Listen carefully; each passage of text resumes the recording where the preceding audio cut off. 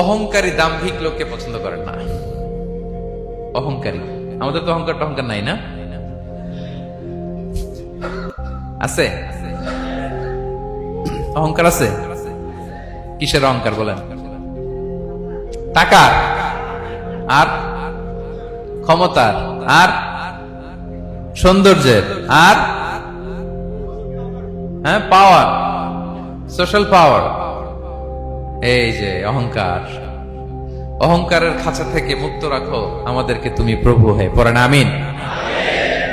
এটা একটা ভয়ঙ্কর খাঁচা। আচ্ছা, অহংকার করার আমাদের আছে কি বলেন তো? কিছুই না। আল্লাহ বলে ওয়া খুলিকাল ইনসানু দাঈফা, তোমাদেরকে আমি দুর্বল করে তৈরি করছি। আমরা দুর্বল, শুধু দুর্বল না, দুর্বলের ঘরের দুর্বল। আমার বাপ ছিল দুর্বল, আমার দাদা ছিল দুর্বল, আমরা 14 গোষ্ঠী কি? হাল আতা আলাল ইনসানি হিনুম মিনাদ দাহরি লাম ইয়াকুন শাইআম মাযকুরা। আল্লাহ বলেন একটা সময় ছিল উল্লেখ করার মতো তোমার কিছুই ছিল না। আজকে তো এত লম্বা চওড়া মানুষ, আমরা কিছুই ছিলাম না। আল্লাহ বলেন হাল আতা আলাল ইনসানি হিনুম মিনাদ দাহরি লাম ইয়াকুন শাইআম মাযকুরা। তুমি কিছু ছিলা, একটা সময় কিছুই ছিল না, উল্লেখ করার মতো তুমি কিছুই ছিল না। অস্তিত্বহীনের জগৎ থেকে তোমাকে আমি অস্তিত্ব আনলাম। তোমার বাবার পৃষ্ঠদেশ থেকে তোমার মায়ের গর্ভাশয়ে আমি তোমাকে ফেললাম। সেখানে আমি আল্লাহ তোমাকে একটু একটু করে তিলে তিলে বড় করলাম। 9 মাস 10 মাস পরে মায়ের পেট থেকে দুনিয়াতে তুমি আসলে। দেখেন তো দুনিয়ায় আসার পর আমাদের অবস্থাটা কি? কাপড় নাই, চোপড় নাই, এভাবে চলে আসছি। আসার পরে কেউ যদি মুখে খাবার তুলে দেয় তাইলে খেতে পারি, হ্যাঁ, তাও লিকুইড খাবার। এদিক দিয়ে দিলে এদিক দিয়ে পড়ে যায়, খালি মুছতে হয়। মেহমান একজন এসে আদর করে কোলে নিচে পেশাব করে দিছি ভরাইয়া। আছে না নাই? হয়েছে না? হয়েছে না? এরকম আদর করে একটা কোলে নিছেন। এখনই না ডায়াপার আসছে মিয়া, আজ থেকে 10 বছর আগে এগুলো ছিল নাকি? প্যাম্পাস ডায়াপার ছিল, এই কাঁথা টাতা নিয়ে কোলে নেওয়া লাগতো, তারপরে দিছে ওদিক দিয়ে জামা টামা ভিজে শেষ।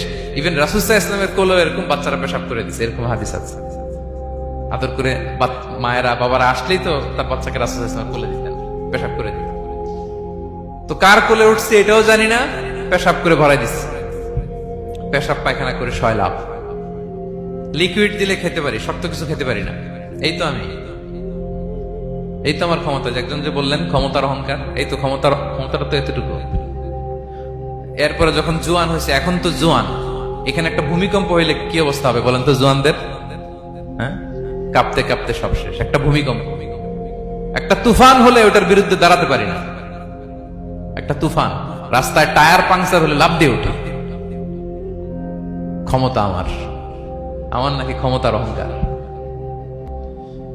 কি দুর্বল আমরা, হ্যাঁ? কুকুর আমাদেরকে কামড় দিলে আমরা কুকুরের কামড়ও দিতে পারি না, ঠিক কিনা? মশা যে কামড়া, এটা ধরতে না পারলে কিছু করতে পারি? কামড় মাইরা দিছে দৌড়। বল্লা পোকা এটা যদি কামড় দিয়ে দৌড় দিয়ে কিছু করতে পারেন? তো কিসের ক্ষমতা আপনার? এরপর আবার যদি 70-80 বছর হায়াত পাই, আবার আগের মতো যেখানে বসি ওইখানেই ডাইরেক্ট। আছে না নাই? বয়স যখন 80 হয়ে যায় আর থাকে শরীরের কন্ট্রোল, আবার যেখানে বসে ওইখানেই পেশাব পায়খানা। খাবার দিলে খাইতে পারি, পিঠটা বাঁকা হয়ে কুজু হয়ে গেছে, এর নাকি আবার অহংকার। সাজে অহংকার? সাজে অহংকার সাজে একজনের, আওয়াজ করে বলতে হবে তিনি কে? 3 নম্বরে অহংকার দাম্ভিককে আল্লাহ পছন্দ করেন না। প্রিয় ভাইরা, আল্লাহ বলেন কারুনের ঘটনাকে আল্লাহ এখানে এনেছেন। আল্লাহ বলেন ইন্না কারুনা কানা মিন কওমি মূসা। কারুন ছিল মুসা আলাইহিস সালামের কওমের লোক। মুসা আলাইহিস সালামের কাজিন ছিল মূলত। কারুন নামে একজন সম্পদশালী ছিল। মিশরের রাজধানী কায়রো থেকে 100 কিলো দূরে ফাইয়ুম নামে একটা জেলা আছে, ওখানে তার বাড়ি ঘর। আমি দেখে এসেছি, কয়েকবার গিয়েছি। তো ফাবাগা আলাইহিম, সে মানুষের উপর চড়াও হলো।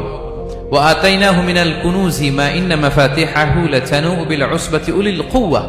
আল্লাহ বলেন এই কারণকে আমি এত সম্পদ দিয়েছি, এত বেশি ছিল তার সম্পদ, সম্পদগুলো যে সে আলমারির ভিতরে রাখতো, ওই আলমারির যে চাবি হইতো, এই চাবিগুলোরে ওজন করার জন্য, কাঁধে নেওয়ার জন্য 10 জন পেশি শক্তি পুরুষ লাগতো।